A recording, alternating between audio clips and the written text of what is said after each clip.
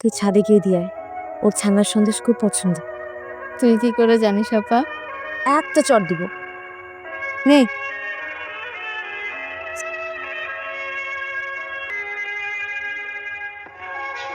আবো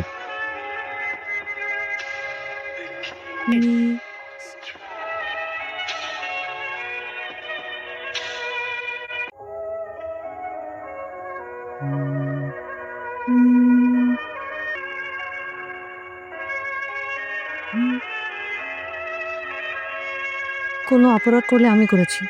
সন্দেশগুলোর কি দোষ ছিল? আমার কাজ আছে, আমি যাব। তাহলে আমাকে ধাক্কা দিয়ে ফেলে চলে যাও।